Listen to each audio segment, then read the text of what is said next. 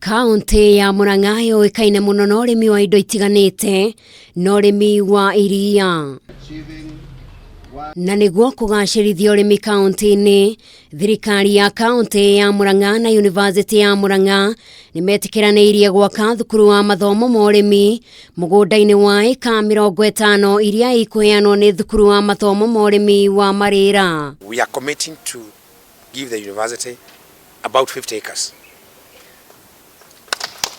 So that the rest of 100 acres can be left with. I mean, it's enough. We can share and grow jointly, so that they can be able to open a school of agriculture. I think an environmental sciences there, and that's the purpose of today. So, and we've agreed with them that the moment we sign this MOU, when the university is opening, we are going to have our first students there.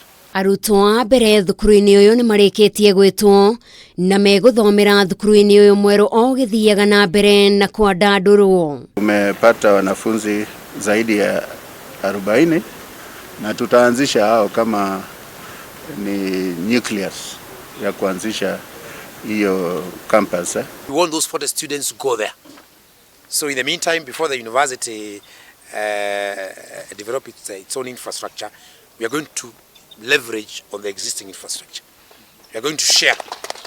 Makĩria na gũthomithia arutwo a mathomo ma ũrĩmi, thukuru ũyũ nĩ ũtanyĩtwo kwongerera mĩeke ya mawĩra wa iria, akiuga university ĩno ĩkoretwo ĩrĩ mũhari-inĩ wa mbere harĩ guteithiriria gũkũria kaunti ĩno ya Murang'a. Tukiingia tukifanya facelifting, lazima tuweke university ionekane, yani facilities ionekane kama university, ndio siweze kuwa sawa. Tufanye some painting, tufanye vitu kidogo kidogo na any other facilities. Tufanye pavement huko, tutafanya hata fencing. Muingi wa Mariira na matũra marĩa marigicĩirie ũkĩũrio kũhĩmbĩria thukuru ũyũ kuona nĩ ũkwarahũra na kũrehe ũthii wa na mbere kũu. We incubate a university college in Mariira.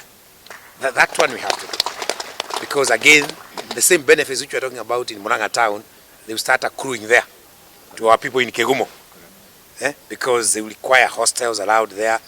You see, those kiosks around there, kiosks will start sprouting around the university, and other businesses around the university, because a university is an education, but also nearly a commercial center because of numbers.